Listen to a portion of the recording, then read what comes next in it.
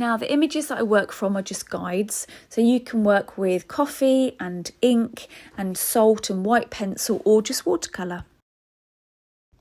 Right, so now let's work into the background. We're going to put clean water onto the whole paper apart from the sheep, and especially where the curly fur is on the body.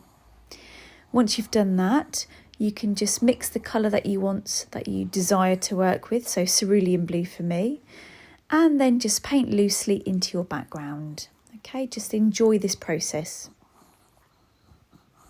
And if you can hear deep breathing, by the way, it's not me, it's my little dog. He's having a snooze on me, so FYI. Okay, so the background is bone dry now. So I'm now putting fresh clean water just on the face of the sheep. So all over the face, the ears and the horn.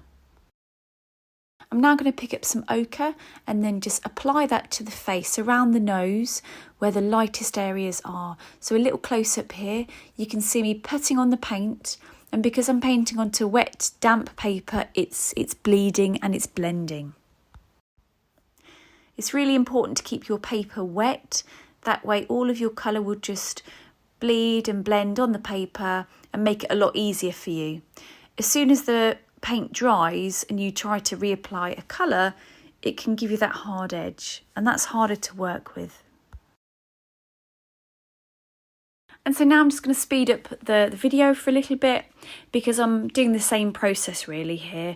I'm just looking at the picture in front of me and applying all the colours that I see, making sure that I go light to dark.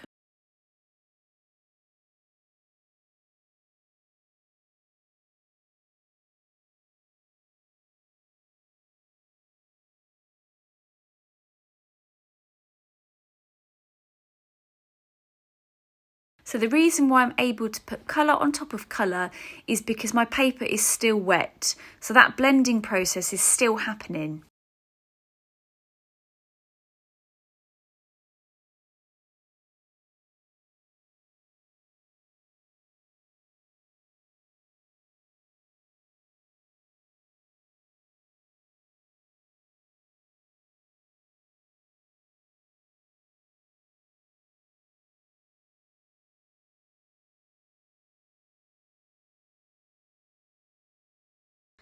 Next step is to add clean water to the body of the sheep. Now the head is still a little bit wet, but that's okay because I want to keep adding colour to it. I want to go back and forth, but it's just giving the water an opportunity to sink into the paper on the body part of the sheep.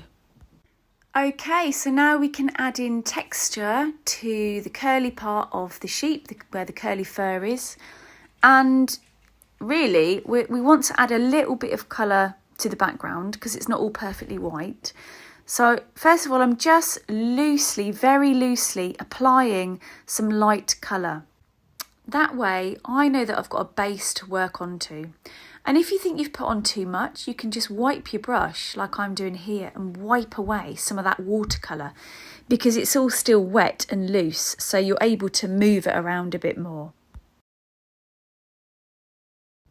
I would say that that's probably enough colour on there now, because actually more than anything you're painting the negative space, so you can go in with a dark brush here and painting the colour in between the curls, so that kind of the black background in between each curly bit of the fur, and that's what I'm trying to do here.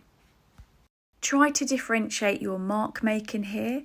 Some lines might be more curved, some might be shorter and others might be longer.